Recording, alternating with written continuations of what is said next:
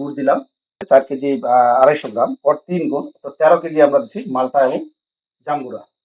ওর 3 গুণ আমরা দিচ্ছি পানি, অর্থাৎ 13 3 13 39 কেজি, 39 লিটার পানি আমরা দিচ্ছি। এখন এটা আমরা ঢাকনি বন্ধ করে 90 দিন রাখবো। 90 দিন পরে আমাদের এনজাইম তৈরি হবে।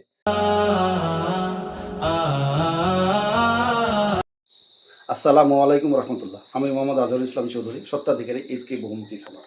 আপনাদেরকে আজকে আমাদের এইচকে বহুমুখী খামার ইউটিউব চ্যানেল এবং ফেসবুক পেজে আরেকটি নতুন পর্বে স্বাগতম। আজ আমরা বানাবো এনজাইম, এটা আপনাদেরকে দেখাবো। আর আমার সাথে আছে আমাদের এখানে প্রশিক্ষণ নিতে আসা।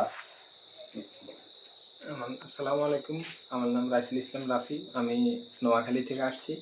ওনাদের খামারে ওনাদের রাসায়নিক মুক্ত কাজ দেখে আমি উদ্বুদ্ধ হয়েছি, শিখতে আসছি।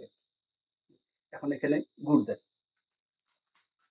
এখন আমরা এখানে সবগুলো এখানে আমরা গুড় দিচ্ছি 4 কেজি। দেখেন আমরা গুড় দিচ্ছি 4 কেজি। পরে দিলাম। এখন মালটা জাম্বুরা, মালটা জাম্বুরা আছে 3 গুণ, 12 কেজি। গ্রামে যে আপনারা পানিটা দেখছেন, সেই পানিটা হলো 13 কেজি 3 গুণ, 39 কেজি।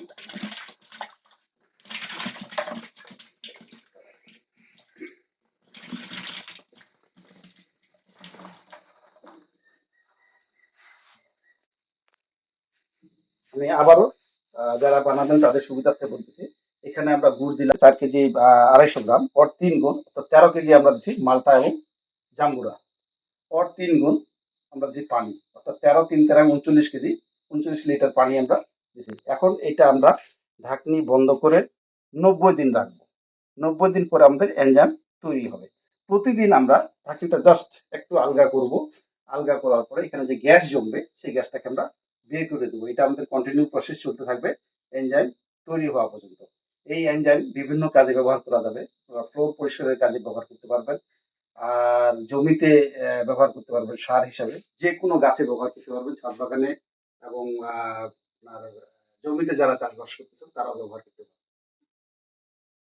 আপনাদের প্রতি আমার আবেদন থাকবে, আপনারা বিশেষ করে ছাদ বাগানিরা আপনাদের ছাদ বাগানে ছোট্ট আকারে যদি আপনারা এনজাইম তৈরি করেন, তাহলে ছাদ বাগানের জন্য খুবই উপকারী হবে। সেটা সার হিসাবে এটা অনেক বেশি উপকারী জিনিস।